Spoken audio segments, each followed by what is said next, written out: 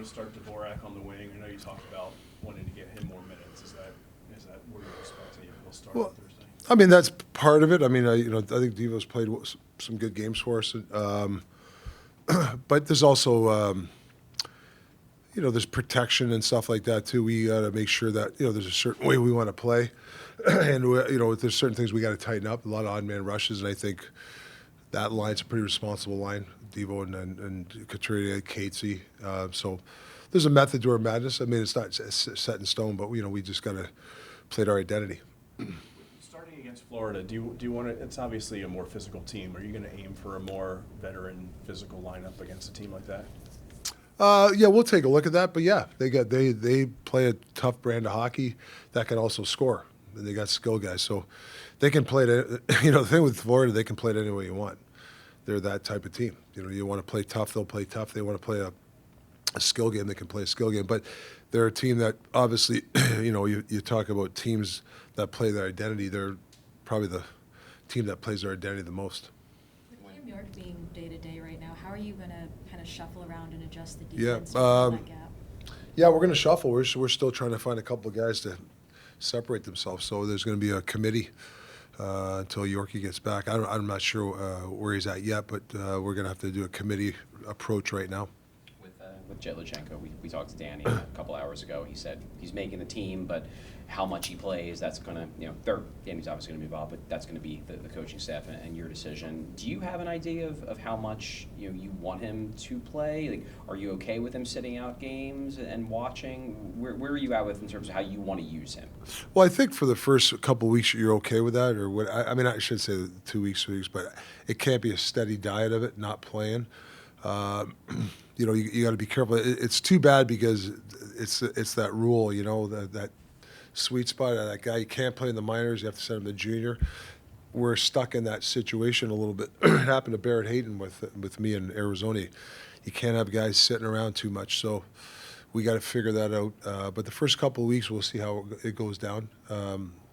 Like I said, you can't have a kid like that sitting out 4 or 5 games. But you also want, when he's playing, that he has the confidence to play in these type of games. I don't want him to lose confidence. So, Kevin just asked about Florida. Like, a team like that, do you maybe hesitate a little bit to throw a 19-year-old in a game against a team that plays that style, or does that not enter your thinking too much? Well, I listen. The different topics come up when you put a lineup together.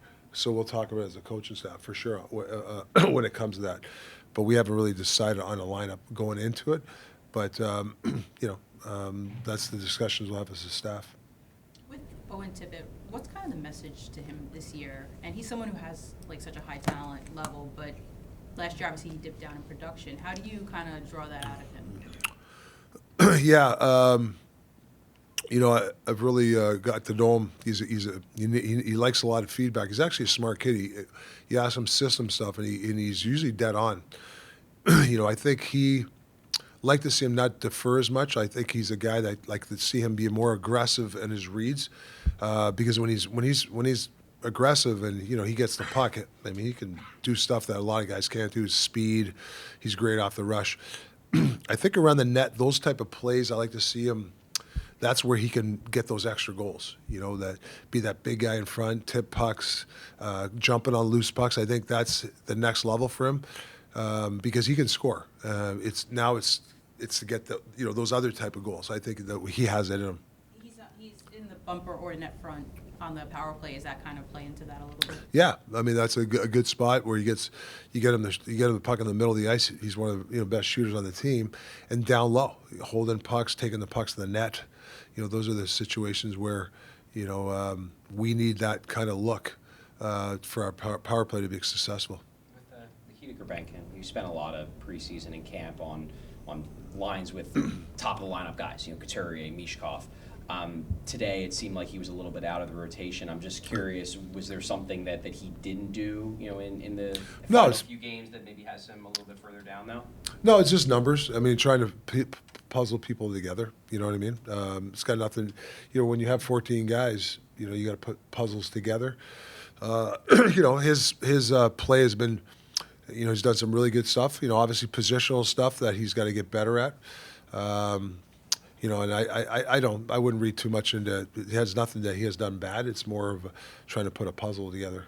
Did you see Trevor Zegras? Obviously we've talked on end Yeah. him transitioning back to center. Did you see improvements in terms of his adjusting to playing that position throughout the course of camp, and how so? Yeah, no, he's every day. It's an inch by inch process with him. The last game against Jersey, there was some coverages where he was not in the right spot.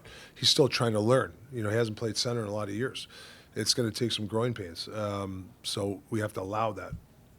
But saying that, today in practice, there was a couple of reads where he, from the last game, the mistakes, from the video we did today, and talking to him before practice, he picked up on 2 of these coverages where he made a mistake in Jersey. So that's the good feedback. That's the good stuff you want to see from him, where he's picking up that stuff where he knows when to switch with the defense, or he knows he's got to support this play on this particular situation.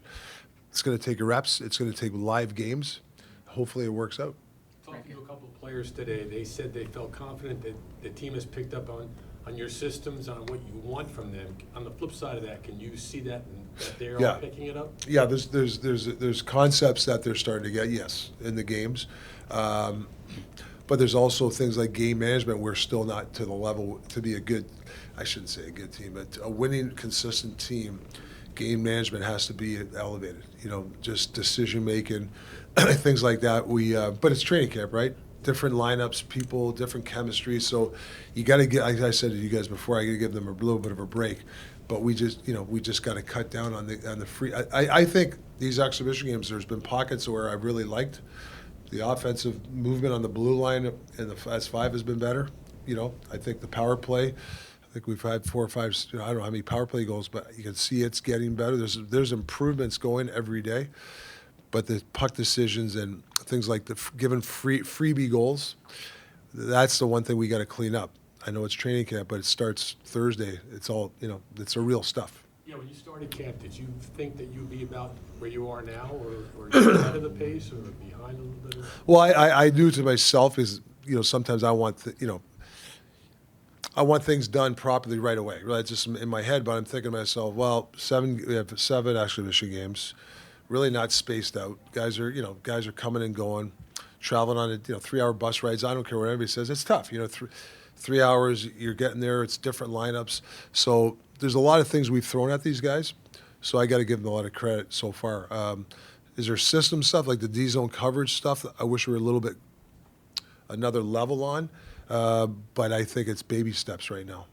So we'll work through all that stuff as the season goes on. Rick, we've talked to management and ownership, and they've said it's not playoffs or bust. Like they hope they see strides taken. But as a coach, I'm curious as to how you set expectations for your first year here. It's the development of players. Well, development, we call it maximizing the player. Our players improving. That's a big part of it. If players are improving, you got a better chance of winning hockey games. So, yeah, I understand. People want to talk playoffs or on all these variables. I don't know, but for me and my staff, we're going to be judged. For me, is we got to get guys to play better. Maximize their talent. I think that's really what it comes down to. So, we have guys that I really believe we can make them really good hockey players. Rick, you mentioned about that maybe you guys aren't quite where you want to be from a system standpoint yet, but at the beginning of the year, a lot of teams are playing sloppy. I guess in your experience as a head coach, how long does it take, even when it's not a new coaching staff, how long does it take for a team to really start to get that sloppiness out of their game to start a year?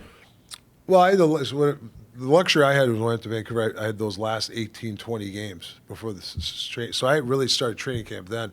Now, we're coming in with a brand new staff. Everything's kind of new. And like I said, training camp was a little tough for us in the teaching part. I'm not taking an excuse for the coaching staff, but I feel like the question is, when's the sloppiness out? I mean, I hope on Thursday night we don't be sloppy. But I know what you're saying. The system part, the switching and stuff, it's going to take some time. I mean, there's just reads that I want it to organically happen. Like when you become robotic, then you'll see indecisions, people playing their back foot. But when things happen organically, then your system works And I think, I don't have a time frame, but every day we got to, every day we should get better at practice and in games. So that's really, from what I think is you got to get better each day. Whether it's an inch or 2 inches or whatever, we have to get better every day. We're kind of piggybacking off of what Charlie said.